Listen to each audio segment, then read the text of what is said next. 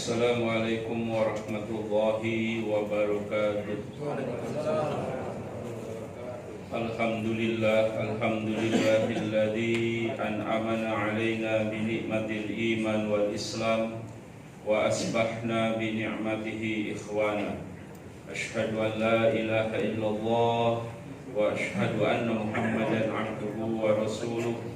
Allahumma shalli 'ala Muhammad wa ala alihi wa sahbihi ajma'in, amma ba'd. Fa inna khairal hadis kitabullah wa khairul huda huda Muhammad sallallahu alaihi wasallam wa syarrul umur muhdatsatuha wa kullu muhdatsatin bid'ah wa kullu bid'atin dhalalah wa kullu dhalalatin finnar. Ikhwatul iman rahimakumullah, Bapak dan Ibu yang dirahmati Allah, segala puji bagi Allah atas segala nikmat dan rahmat-Nya. Adapun salawat dan salam kita haturkan kepada panutan kita Nabi Muhammad sallallahu alaihi wasallam. Dalam pembahasan kitab tauhid pada kesempatan ini, tema yang dibahas adalah tentang ma'rifatullah atau tentang at-tauhid. Sebelum membahas tema itu, kita bahas dulu tema tentang hakikatul insan, hakikat manusia. Karena ada satu hadis, walaupun ada sebagian muhaddisin mengatakan hadis dhaif, Rasul bersabda, "Man arafa nafsah arafa rabbah." Siapa yang mengetahui dirinya, dia akan mengetahui Rabb-Nya. Bapak dan Ibu yang dirahmati Allah, tentang masalah hakikatul insan, hakikat manusia ini, Al-Quran menyebutkan tentang manusia itu dalam 4 hakikat. Pertama, hakikat manusia menurut Al-Quran atau menurut Allah itu adalah makhluk ciptaan Allah. Yang kedua, manusia itu mukarramun, dimuliakan Allah lebih dari makhluk lain. Yang ketiga, manusia itu mukhayyarun, diberikan hak memilih. Yang keempat, manusia itu mukallafun, diberikan tugas dalam hidupnya. Mari kita uraikan satu-satu. Pertama, manusia menurut Al-Quran adalah makhluk ciptaan Allah. Maknanya, sehebat-hebat manusia, yang hebat adalah Allah. Karena status manusia adalah makhluk. Al-Khaliq, Maha Pencipta, adalah Allah. Bapak dan Ibu yang dirahmati Allah, dalam Allah menjelaskan bahwa manusia itu makhluk Allah, Allah menyebutkan ada 3 karakteristik manusia yang Allah sebutkan dalam Quran. Dan kalau manusia mengetahui 3 karakteristik ini, pasti dia akan menjadi seorang hamba Allah yang taat kepada Allah. Pertama, manusia sebagai makhluk, karakter pertama yang melekat kepada manusia adalah dhaifun. Manusia itu lemah. Allah nyatakan dalam surat An-Nisa ayat 28, wa khuliqal insanu dha'ifa, dan sungguh kami telah ciptakan manusia itu dalam keadaan lemah. Contohnya saja, Xi Jinping itu pada bulan Oktober dalam satu parade militer tentara pembebasan rakyat, dia sombong dengan ekonominya sekarang terbesar kedua di dunia, militernya ketiga terbesar di dunia, penduduknya 1,4 M, mengatakan tidak ada kekuatan yang bisa mengalahkan Cina, yang melemahkan Cina. Lalu Allah mengirim virus yang sangat kecil yang tidak kelihatan, goncang ekonomi Cina sekarang. Itu menunjukkan manusia itu lemah. Makanya dalam Al-Quran ada konsep yang namanya tawakal atau at-tawakul atau tawakal. Kenapa Allah menyuruh kita tawakal? Supaya kita kuat menghadapi masalah. Karena manusia itu lemah. Supaya kuat, manusia harus bertawakal kepada Allah. Dan tawakal ini, kata Allah berfirman dalam surat 8 ayat 2, itu harus menjadi karakter orang beriman. Wa ala rabbihim yatawakkalun, kepada Rabb-Nya lah mereka bertawakal. Cuma sayang banyak manusia bertawakalnya bukan kepada Allah, tapi tawakalnya kepada kuburan-kuburan keramat, kepada dukun-dukun, kepada jimat-jimat. Itu sudah masuk ranah syirik. Bapak dan Ibu yang dirahmati Allah, contoh kedahsyatan atau kekuatan tawakal ketika seorang hamba berserah diri pada Allah, contohnya adalah Nabi Ibrahim. Dalam satu riwayat, api yang menyala-nyala itu dinyalakan oleh Raja Namrud selama 3 hari 3 malam dan siap akan membakar Nabi Ibrahim.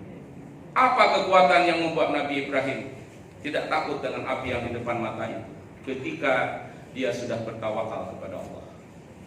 Ya, ada penjelasan dalam beberapa hadis, ya bahkan ini ada ayatnya sebenarnya, bahwa yang membuat Nabi Ibrahim kuat itu adalah ketika mengucapkan doa hasbunallah wa ni'mal wakil, nikmal maula wa ni'man nasir. Ketika Rasul dikepung dalam perang Ahzab, perang ketiga dalam Islam atau perang Khandaq, hampir sebulan Rasul dikepung oleh 10.000 pasukan yang kekuatannya sangat luar biasa ukuran waktu itu. Sementara Rasulullah hanya 3.000 kurang pasukan, ya 2.000 lebih pasukan dengan kesenjataan yang seadanya. Apa yang membuat Rasul tidak takut dengan koalisi besar waktu itu yang akan menghancurkan Madinah? Ketika Rasul mengajarkan kepada sahabat hasbunallah wa ni'mal wakil, nikmal maula wa ni'man nasir. Nah, implikasinya kepada kita dalam kehidupan sehari-hari. Kalau kita sedang punya masalah berat, ya sedang punya problematika yang ya menghimpit kita, sedang punya kesulitan, coba ulang-ulang kata-kata ini. Hasbunallah wa ni'mal wakil, nikmal maula wa ni'man nasir. Ini akan membuat kita kuat. Ya, walaupun Allah sendiri mengatakan manusia dasarnya lemah, maka supaya kuat bertawakalah kepada Allah. Betul Bapak Ibu? Kita lihat anak kecil. Ya, anak kecil itu kalau dijadiin abangnya atau berantem sama tetangganya, bilangnya apa supaya kuat? Gua bilangin bapak gue, gitu kan? Om gue, abang gue. Gak pernah anak kecil ketika berantem bilangnya apa? Gua bilangin nenek gue yang sudah stroke, kan nggak ada ya. Pasti dia akan bersandar kepada yang kuat. Supaya apa? Supaya kuat. Sama juga kita. Kalau kita sedang punya masalah, gua bilangin Tuhan gue Allah. Akhirnya kita menjadi kuat. Itu yang pertama, karakter manusia sebagai makhluk. Yang kedua, Allah nyatakan dalam surat Al-Ahzab surat 33 ayat 72, basicnya manusia itu makhluk Allah. Karakternya yang kedua adalah jahilun, bodoh. Innahu kana dzaluman zahula, itu dalam surat Al-Ahzab surat 33 ayat 72. Di dasarnya manusia itu zalim dan bodoh. Sudah jelas orang membunuh manusia, ya, bahkan dibunuhnya banyak. Tapi sekarang di negara Eropa dan negara Barat sudah diharamkan namanya hukuman mati. Ini kan zalim. Sudah jelas dia pembunuh, tapi tidak dikisos. Ini kezaliman manusia. Atau sudah jelas manusia itu bodoh, tapi banyak manusia sekarang, terutama orang-orang liberal, mengkritisi Al-Quran. Jilbab tidak wajib, katanya. Ya, hukum waris perlu direformasi dalam Islam. Ada bias gender, ada ketidakadilan. Masa laki-laki satu perempuan setengah, katanya. Sesuai An-Nisa ayat 11. Dikritisi hukum-hukum Allah. Mengkritisi tentang penegakan syariat Islam, mengkritisi tentang khilafah dan lain-lain. Nah, itulah tidak layak sebenarnya manusia kalau mengkritisi Al-Quran. Karena Al-Quran adalah kalamullah. Allah punya sifat sami'un alimun. Allah itu alimun, maha mengetahui. Sedangkan manusia zaluman jahula, suka berbuat zalim dan bodoh. Tidak layak manusia yang bodoh mau mengkritisi Quran. Itu pemahaman sederhananya. Tidak layak anak yang berpendidikan SD mengkritisi karya ilmiah desertasi S3. Nah, itu analoginya. Sekarang banyak manusia mengkritisi Al-Quran. Padahal kita dengan Al-Quran sesuai dengan firman Allah dalam surat An-Nur ayat 51, apa kata Allah? Innama kana qaulal mu'minin idza du'u ila Allah war rasul liyahkuma bainahum ayyaqulu sami'na wa ata'na. Sesungguhnya adalah ucapan orang beriman, reaksi orang beriman apabila diajak oleh Allah dan Rasul untuk menegakkan hukum Allah. Jawabannya apa? Sami'na wa ata'na. Sekarang kalau orang mengatakan ada nabi palsu, sesat. Sekarang kalau ada orang bisa mengandalkan uang, dipanggil orang sesat. Sekarang kalau ada orang menyembah kuburan, dipanggil orang sesat. Tapi jarang sekali mengatakan sesat kepada orang yang tidak mau menegakkan syariat Islam. Ini sesat juga dalam Islam.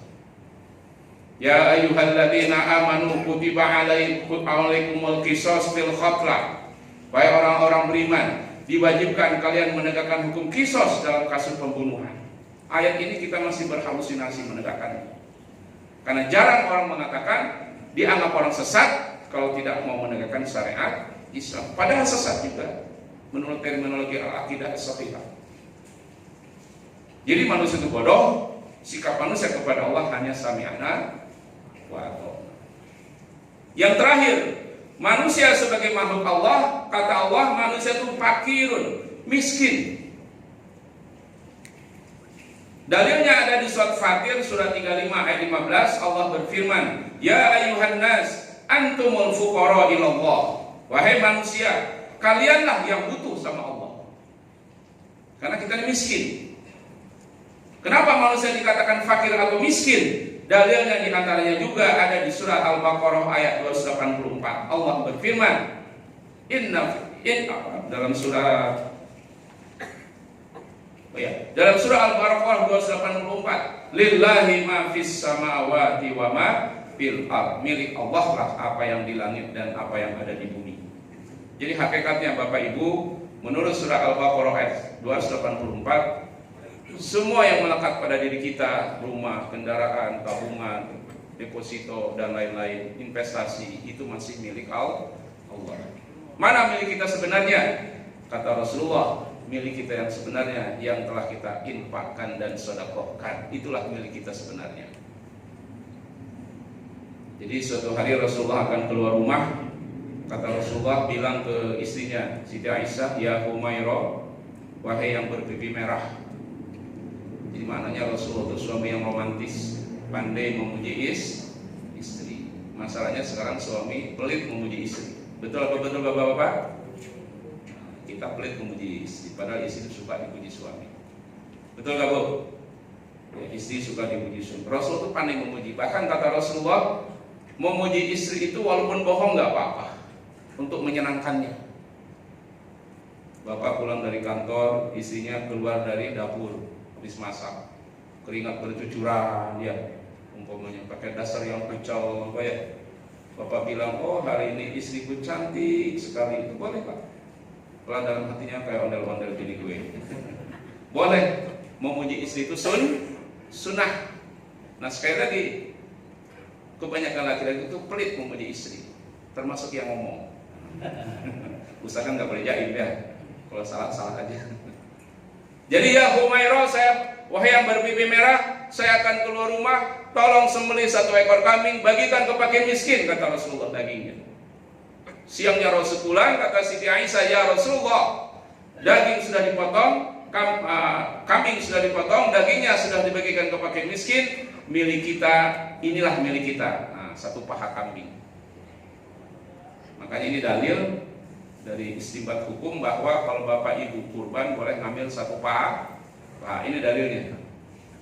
Nggak boleh kambingnya pengen 2 paha, pengen jeroannya, pengen kepalanya, orang dapat tetelan doang ya. Jadi boleh ngambil 1 paha. Apa kata Rasul ketika istrinya Siti Aisyah mengatakan, ya Rasulullah, kambing telah dipotong, daging sudah dibagikan, kita tinggal 1 paha bagian kita. Kata Rasulullah, 1 paha ini bukan bagian saya, bukan bagian kita, ini akan jadi kotoran. Bagian kita yang sebenarnya yang telah kita sedekahkan tadi pagi. Apa mana filosofisnya?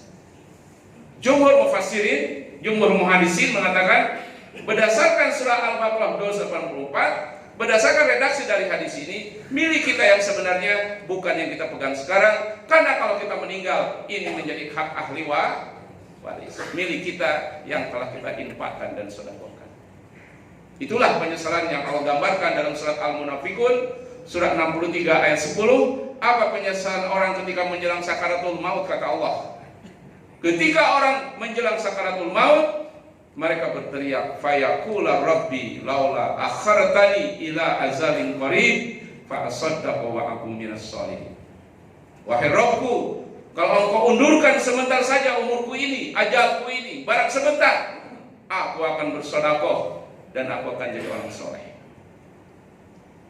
Ya, makanya sekali lagi milik kita yang sebenarnya yang telah kita infakkan dan sedekahkan. Yang kita miliki sekarang adalah bukan milik kita.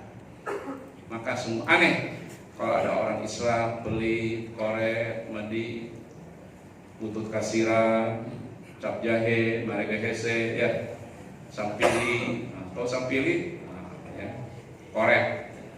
Karena orang beriman, infak dan sedekah itu dalam filosofi orang beriman, dalam mindsetnya orang beriman, infak sedekah itu akan memancing rezeki.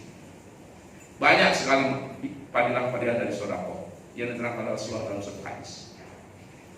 Itu pertama. Jadi manusia itu makhluk punya 3 karakter, dhaifun lemah, jahilun bodoh, fakirun miskin. Yang kedua, dalam Al-Quran disebutkan manusia itu mukarramun, dimuliakan Allah. Ada 3 alasannya kata Allah dalam Al-Quran kenapa manusia dimuliakan. Pertama, manusia diberikan ruh. Dan ruh yang Allah berikan kepada manusia kata Allah, sudah ada dialog antara Allah dengan ruh kita ketika kita usia 4 bulan dalam rahim ibu. Itu ada dalam surat Al-A'raf ayat 172. Ketika Allah akan meniupkan ruh ke dalam tubuh kita, dalam embrio kita, ketika embrio itu usia 4 bulan, Allah berfirman, berkata kepada ruh kita, alastu bi rabbikum, qalu bala syahid. Bukanlah aku Rabb kalian? Qalu, ruh itu mengatakan, bala, betul, syahidna, kami menyaksikan. Maknanya dari surat Al-A'raf ayat 172 ini, ruh orang manusia itu fitrahnya beragama. Ruh manusia itu fitrahnya bertuhan. Nah, makanya dalam Mufassirin Ibnu Katsir menjelaskan surat Al-A'raf 172 ada korelasi dengan surat Al-A'raf 179. Surat Al-A'raf 72 ada hubungan dengan surat 30 Ar-Rum ayat 30.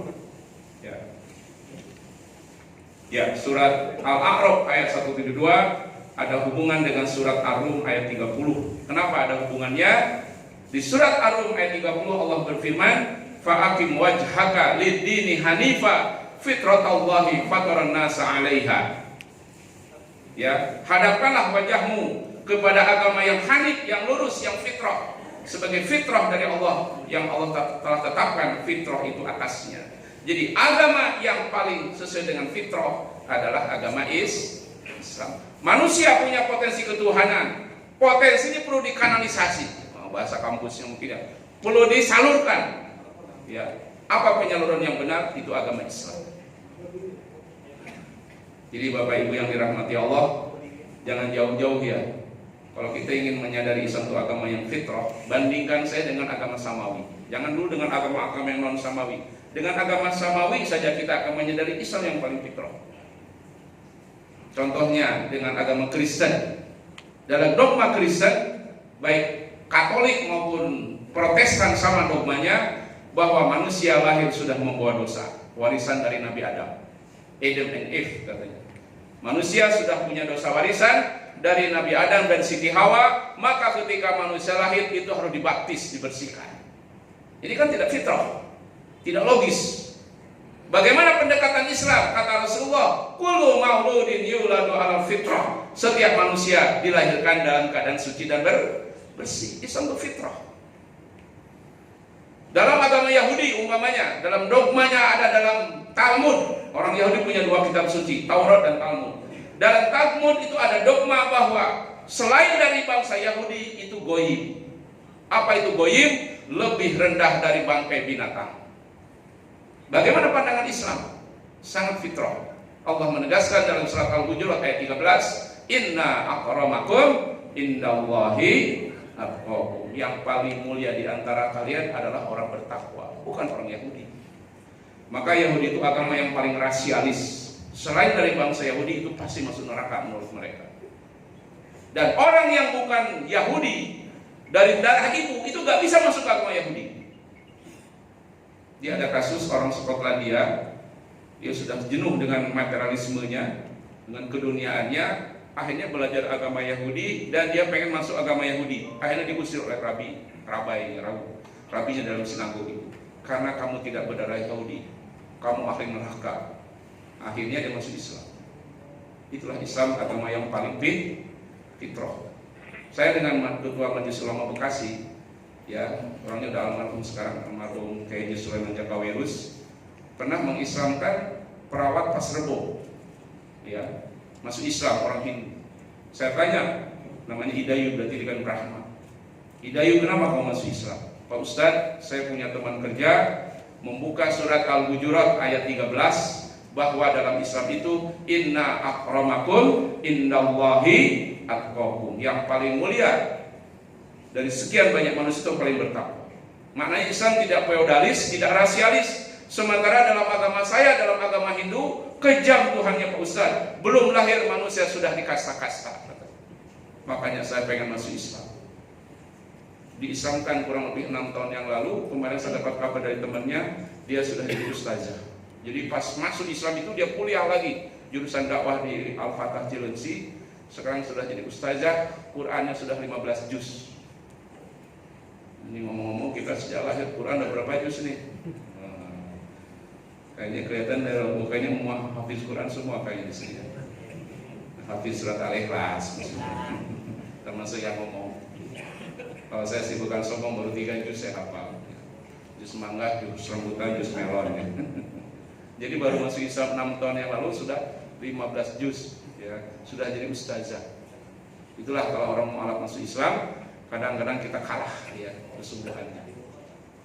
Itu pertama, manusia dimuliakan Allah karena diberikan ruh. Yang kedua, manusia dimuliakan Allah karena manusia diberikan al-aqlu, itu akal. Ini dikatakan dalam surat Al-Isra ayat 70, Allah berfirman, wa laqad karamna bani Adam. Kata Allah, sungguh kami telah muliakan turunan Adam. Karena hakikatnya Bapak Ibu, kita ini makhluk yang paling mulia, bahkan lebih mulia dari malaikat. Malaikat saja dulu sujud ke Nabi Adam.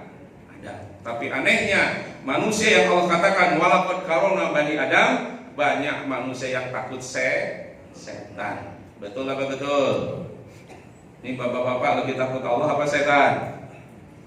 Pak, coba jangan ada dusta di antara kita. Bapak lebih takut Allah apa setan? Allah, yakin? Kalau bapak jalan sendiri tengah malam di tengah kuburan, gelap gulita, hujan lebat, takut Allah apa setan? Oh, langsung setan jawabannya. Ini kan akidah yang salah. Manusia makhluk yang paling mulia, kok takut setan? Berarti akidahnya ayah wae. Jenderal 4 bintang lewat kopral, lalu jenderal itu hormat ke kopral. Jenderal apaan?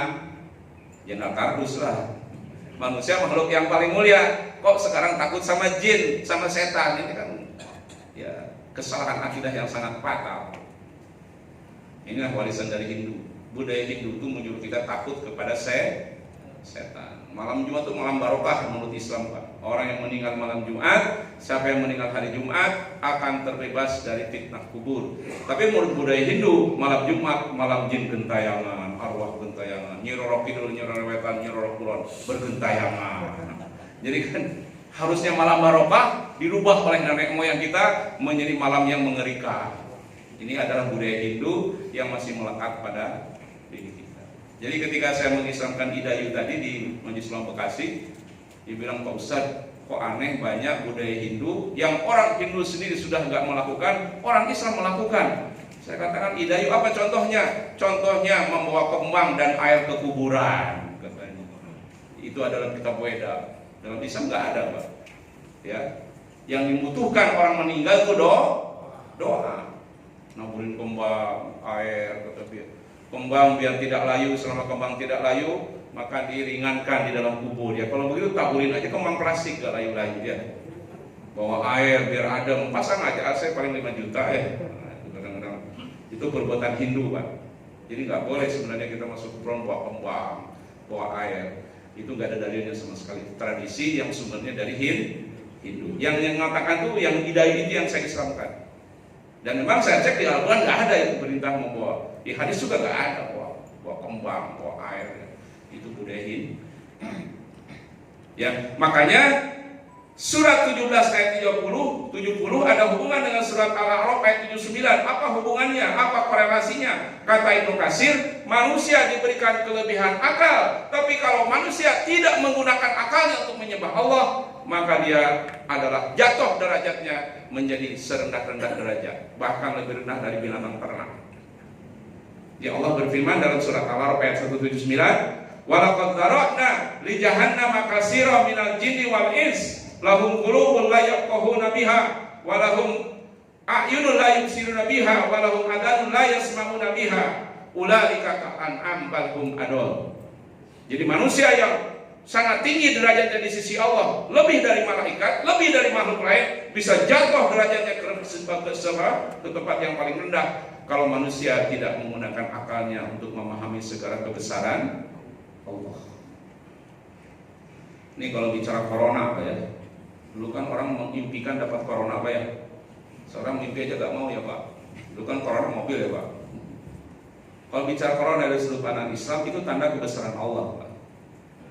Karena dalam ilmu tafsir, kalau kita pengen menyadari eksistensi Allah, kalau kita pengen menyadari kebesaran Allah, lihat ciptaannya. Akidah kita mengatakan makhluk kecil corona itu yang membuat Allah. Dengan makhluk kecil aja manusia sekarang kelimpungan. Ya. Tapi kalau dihubung-hubung dengan perbuatan laknatullah pemerintah komunis Cina itu, mungkin ada hubungan doa dari orang-orang Uighur atau Xinjiang. Jadi orang Uighur dan Xinjiang kita baca tahu sebelumnya mereka disiksa, dimurtadkan, dipenjara, sampai ada istilah missing link sekarang. Apa maksud missing link itu? Banyak anak-anak diambil dari keluarga itu, dibawa di kamp konsentrasi dan didoktrin dengan ideologi komunis. Sehingga banyak sekarang anak-anak Xinjiang itu yang anak-anak yang kecil-kecil nggak tahu siapa ayah dan ibunya karena dipisahkan dan jadi orang komunis. Dan itu bertahun-tahun. Nah, mungkin kata Rasulullah ada 3 doa yang tidak ditolak. Kata Rasul diantaranya adalah doa da'fatul mazlum, doa orang terzolimi. Karena orang Uighur, orang Xinjiang dizolimi bertahun-tahun oleh rejim komunis Cina, mungkin doa ini dikabul. Ya, 56% perusahaan Cina kena dampak dari coronanya sekarang. Walaupun mengatakan kemarin fundamental ekonomi Cina kuat, tapi tetap saja ada pengaruh dengan coronanya. Ini azab dari Allah. Ya. Orang Iran kenapa kena sekarang ini? Mungkin azab dari Allah, karena mereka banyak membunuh orang Islam di Yaman sekarang, di Syria sekarang, bantai orang Islam. Jadi perlu Bapak dan Ibu ketahui, Iran itu bukan Islam, Syiah itu bukan Islam, ya, karena akidahnya berbeda, ibadahnya berbeda, ya, dan segalanya berbeda. Sekarang orang Syiah kerjasama dengan orang Rusia membantai orang Islam di Syria. Dulu Pak, abad 11 Masehi pernah ada kerjasama orang Syiah, kerajaan Bani Fatimiyah yang berpusat di Mesir. Fatimiyah inilah yang mendirikan Al-Azhar, universitas tertua di dunia. Ketika perang salib, orang Syiah ini justru kerjasama dengan raja-raja Eropa menyerang Sultan Salahuddin Al-Ayyubi yang pengen membebaskan Yerusalem. Maka akhirnya dihancurkan oleh Bani Fatimiyah. Jadi pengkhianatan Syiah kepada Islam bukan hanya sekarang, sejak berabad-abad yang lalu. Cuma mereka akan bertakiyah pura-pura Pak, Republik Islam Iran, pada Republik Syiah Iran. Karena Syiah katanya bukan Islam.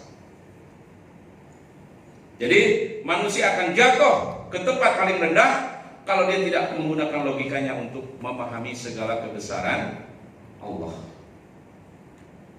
Yang ketiga, karakter manusia sebagai mukarramun yang dimuliakan Allah. Kenapa manusia dimuliakan Allah? Karena musakharun lahu. Apa maksud musakharun lahu? Musakharun lahu maksudnya alam ditundukkan kepada manusia. Allah memberikan kelebihan manusia untuk menundukkan alam. Apa dalilnya? Surat Al-Jathiyah surat 45 ayat 12, Allah berfirman, Allahul ladzi sakhkhara lakumul bahra litaziyal fulku fihi bi amrih. Kata Allah kepada manusia, Allah lah yang telah menundukkan lautan bagi kalian agar kapal-kapal bisa berlayar di atasnya. Jadi itu manusia diberikan kelebihan oleh Allah karena manusia diberikan kemampuan untuk menundukkan alam. Pertanyaannya, kenapa kadang-kadang alam tidak ramah kepada manusia? Allah nyatakan dalam surat Ar-Rum ayat 41, kata Allah, ya dhaharal fasadu fil barri wal bahri bima kasabat aydin nas liyudhiqahum ba'dalladzi 'amilu la'allahum yarji'un. Kata Allah, telah tampak kerusakan di daratan dan di lautan karena akibat dari perbuatan manusia. Menurut pandangan Islam, kalau satu musibah, penyebabnya dua saja. Penyebab pertama karena manusia merusak alam, merusak ekosistem. Yang kedua karena manusia bermaksiat kepada Allah. Turunlah azab dari Allah. Ya, itu penyebabnya. Kenapa kadang-kadang kok alam yang harus ditundukkan manusia justru menyerang manusia? Karena perbuatan manusia itu sendiri merusak alam dan bermaksiat kepada Allah. Bapak dan Ibu yang dirahmati Allah, seterusnya yang ketiga, karena waktunya tidak cukup, ya, hakikat manusia menurut Al-Quran adalah mukhayyarun. Apa maksud mukhayyarun? Manusia diberikan hak memilih. Diberikan hak memilih masuk surga atau masuk neraka.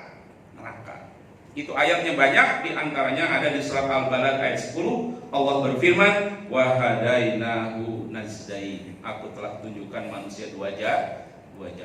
Allah telah memberi petunjuk dari 6.666 ayat, 78.000 kata dalam Al-Quran. Itu petunjuk mana mengarahkan surga, mana mengarahkan ke neraka. Ditambah puluhan ribu hadis juga petunjuk.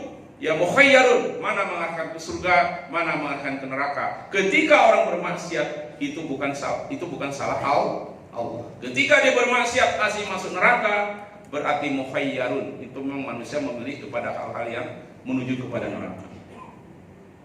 Jadi Bapak dan Ibu yang dirahmati Allah, itulah hakikat manusia menurut Allah atau Al-Quran. Ini sebagai prolog pengantar kepada tema tentang at-tauhid.